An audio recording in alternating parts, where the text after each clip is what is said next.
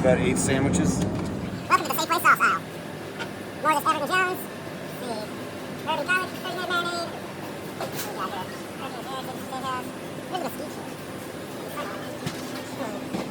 I guess they're out of the stuff I normally use, so no, that's okay. We're gonna go with the Signature Steakhouse. That's gonna be fine. So, put it together. I've got Worcestershire sauce at home. So, oh no. Hot chili peppers. We're gonna use the juice from this. I think I got that pickle juice at home. That should be good. Of course, beer. Safeway didn't have the beer we need because Safeway only has poor people beer, and we're getting some fancy beer made by poor people. I like this one because it has a dog on it. And it has hazelnut in it, which will pair nicely with all of the other ingredients in the marinade. The New Bohemia Brewing Company Hazelnut Brown Ale on Nitro. Step 1 of any good cooking show. Just make sure you get a beer before the show starts. Oh, hi. I didn't see you there. Welcome back to Cooking with Ian. This time we're going to do chicken. We're going to do marinated chicken sandwiches, and right now I'm just going to teach you how to make a nice marinade because it's going to take a couple days. We'll be back with you on Sunday. You want to take a big bowl. Right here we got about 4 pounds of chicken breasts, and we've got a Tupperware. We've got New Bohemia Hazelnut Brown Ale on Nitro, sriracha, tapatio, Everton Jones barbecue sauce, pickles, which we're just using the juice for. Same with the hot chili peppers. Lowry's Signature Steakhouse marinade, Signature Select Safeway herb and garlic marinade, and some Worcestershire sauce. First things first, I'm going to grab a pair of gloves, if I can find them. There we go. Because you really don't want to handle raw chicken with your bare hands if you're going to be touching a bunch of bottles that are going to go back in the fridge. That's just fucking gross. So, now that I've got these gloves on, the first step is to pulverize these chicken boys.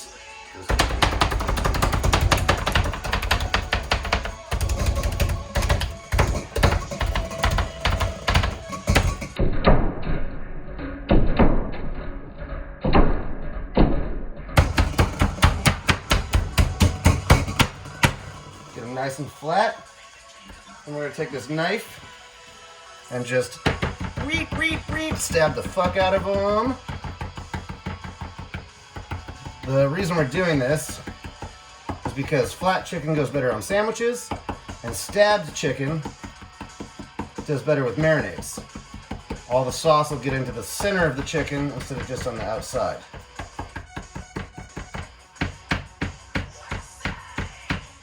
Okay, that should do it. I'm gonna toss all this shit in here. Toss the cutting board in here. And we're gonna discard the first pair of gloves because we're hygienic like that. Step 1, as always, is beer.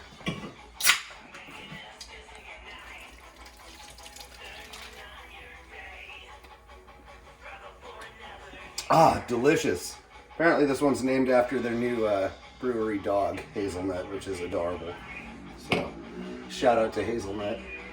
We're going to throw in some sriracha, a little bit of tapatio, because barbecue chicken is better when it's spicy. I hit it with some barbecue sauce.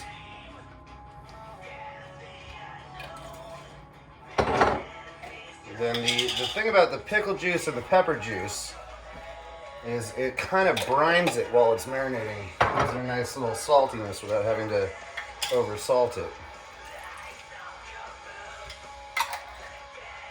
Actually, I'll come back to this. Got the steakhouse marinade. You can see we don't really prepare for this. Everything's one take, so I have to open up the little seal on it. That'll be herb and garlic. This one's the star of the show here. So I'm going to do a whole lot of that. And top it off with a liberal helping of Worcestershire sauce. All right.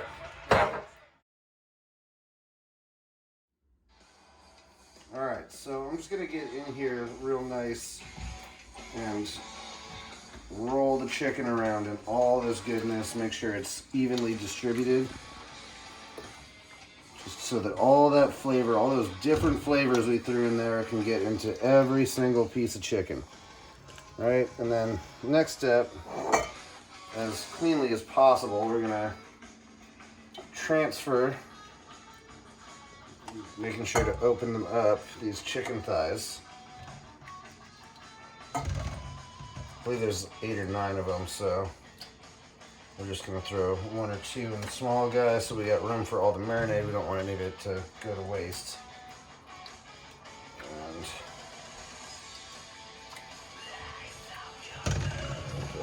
throw a third one in here. Okay, so then we're gonna take the rest of this and pour it in, press it down, make sure it's all submerged in there.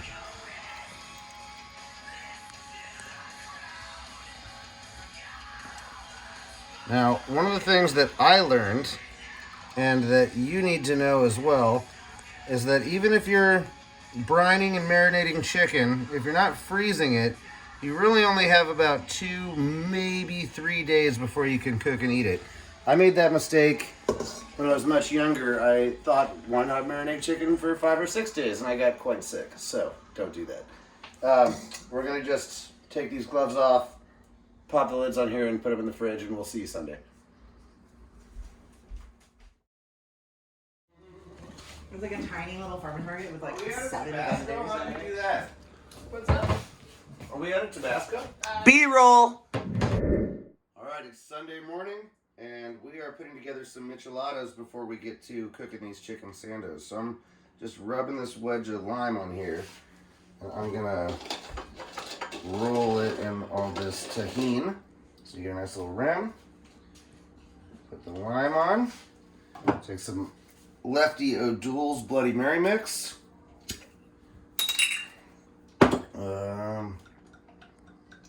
Put it in right about to there. Right. Some Worcestershire sauce. And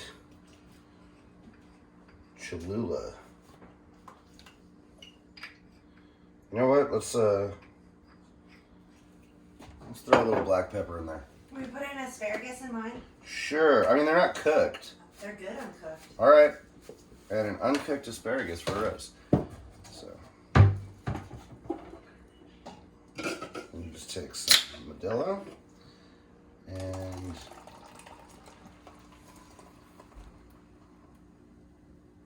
pour it in. Let it get all foamy. We're going to use the asparagus to mix it up. This was definitely not a pro bartender pour, but that's all right.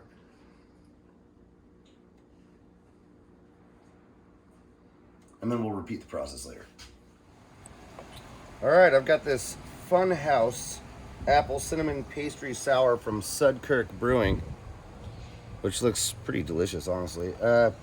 We've got over here some ciabatta rolls, provolone cheese, asparagus, and the chicken we marinated the other day. We're gonna start with the asparagus and work our way to the chicken.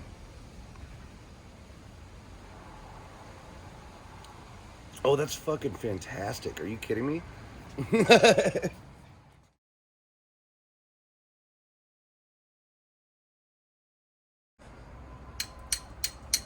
So, we've got this asparagus on the grill. I put it the top side to the left and the fat side over near the center because the center of the grill gets a little bit hotter and it's going to cook it through a little bit better. And now we're going to put all this delicious looking chicken on here. Isn't that sizzle? Nice. Oh yeah.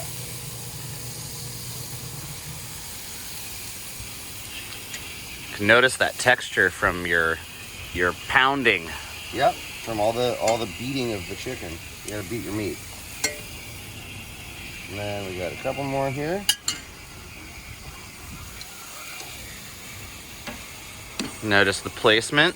Oh, drop that one a little bit. That one's mine. Put that in the back.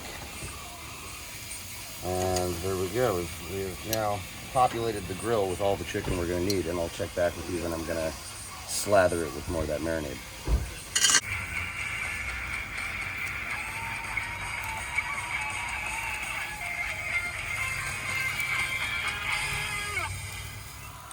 All right, you don't want any of this marinade to go to waste, so we're going to scoop it out of here. I actually lost my basting brush, but we're going to just kind of scoop it onto all this chicken. Get all that flavor in there. Kind of burning my hand. That's all right, though. I can handle it.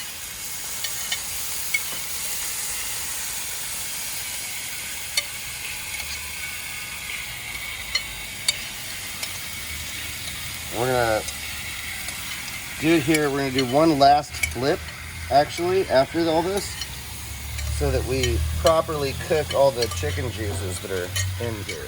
But yeah, check back with you soon.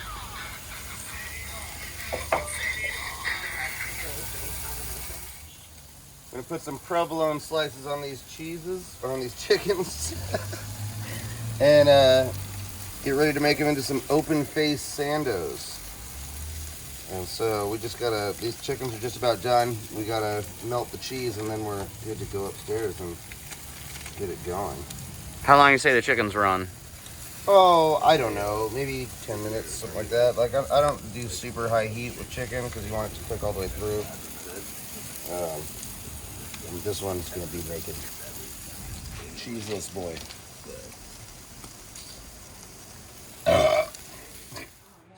So, me and Jesse had a few beers the other day, and I ordered these 4 Carolina Reaper plants. And at some point, we are going to do a hot sauce episode with Dr. Mayor Justin Cummings. But for now, let's do these open-faced chicken Sandos. As you can see, we have melted cheese on all these chickens. We have grilled our buns. We have grilled our asparagus. And now we're going to butter the buns. Butter the buns! Butter the buns! Biddle-biddle-boo! Butter the buns!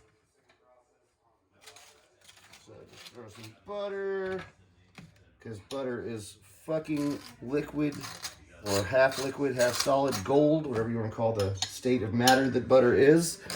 It's amazing and belongs on everything. Like seriously, think about it. Name something that butter doesn't go with. You can't. That's the answer. So, here we go. All right. So, we're going to take our plates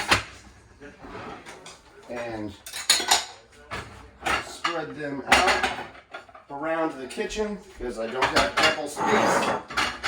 So, here's what it is. This one's going to go right here. Take my, actually, you know what? Let's get some mayo first. Mayo and some good old French's mustard and some barbecue sauce. So, let's get some thicker buns. And I like this one. So there's 6 here. Knife.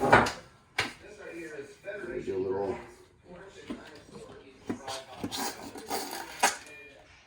mayo.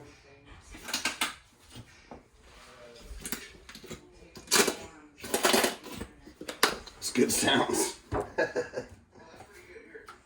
Some mustard.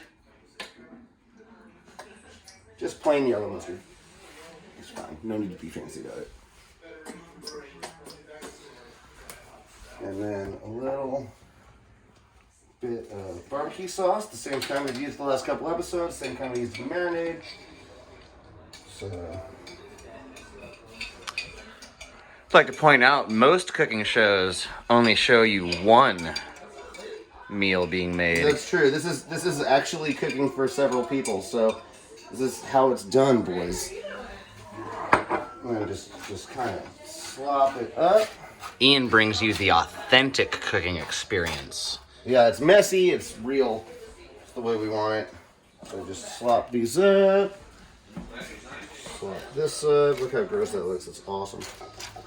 Slow-mo this one? Sure.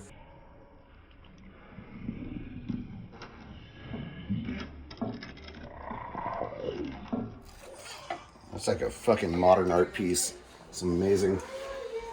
So then we're gonna take tomato.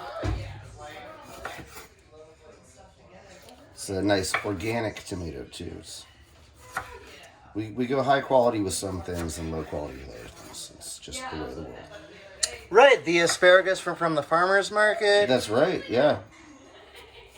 Watch me grip the inside of the fucking tomato like a monster. Whatever. Support your local farmer. There's that. There's that. There's that. Got 3 more slices. Blam, blam, blam. I'm gonna take some of this romaine lettuce and just kind of pop the stem, fold it in half. Place it down here. Pop the stem. Same thing for all of them, really.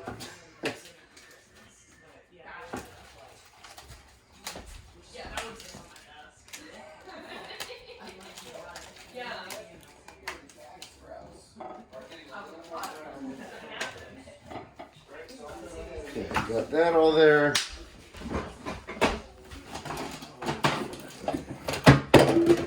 Knock the mustard over, that's important. What we're gonna do is we're gonna take some. Was that yours? Awesome.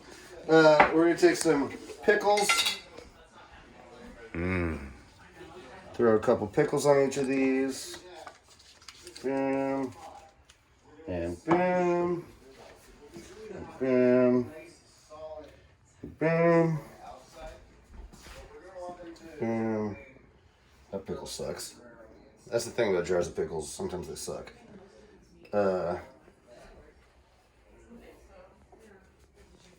then just need 2 more. Come on, pickle jar. There we go. Close this up. Barbecue sauce. And then a nice chunk of chicken on each sando.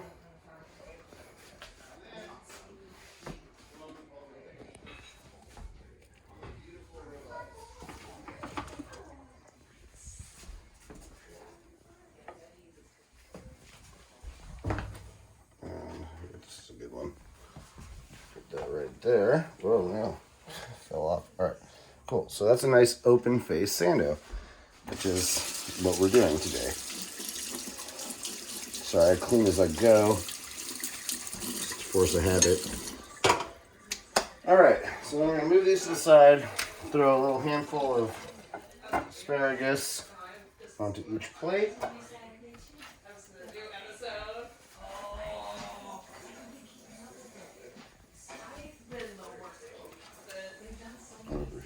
Here.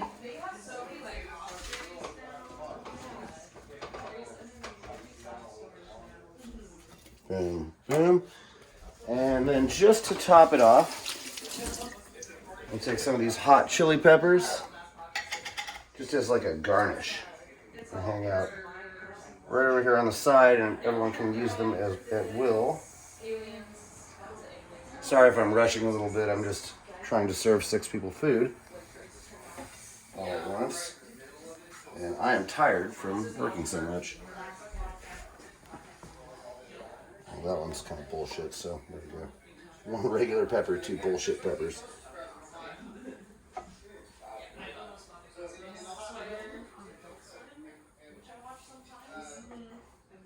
And that's going to be just about good. We'll have everyone taste it and get back to you. I'm going to go first. We good? Looks and smells good. It's gonna taste good. I'm gonna get it in my mouth right now. Oh, it's amazing.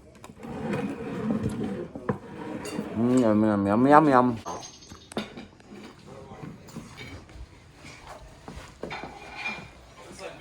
Awesome. Awesome, Rob. It's pretty fucking good, man. We were gonna do closed Sandos, but I accidentally bought 4 buns instead of 8. So, oops. Watch, I'm watching me on the TV. It's fucking good. It's fucking good. It's all over my face. That's a sign of a good Sando. I mean, anything I eat gets all over my face. I've been making a few impulse buys myself.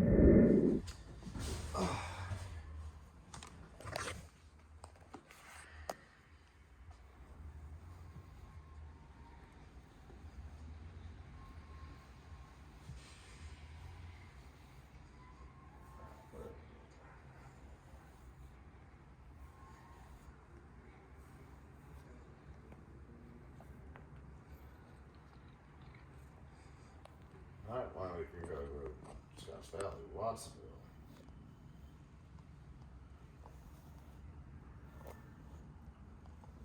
Oh, I gotta go now. It's probably the Scotts Valley one.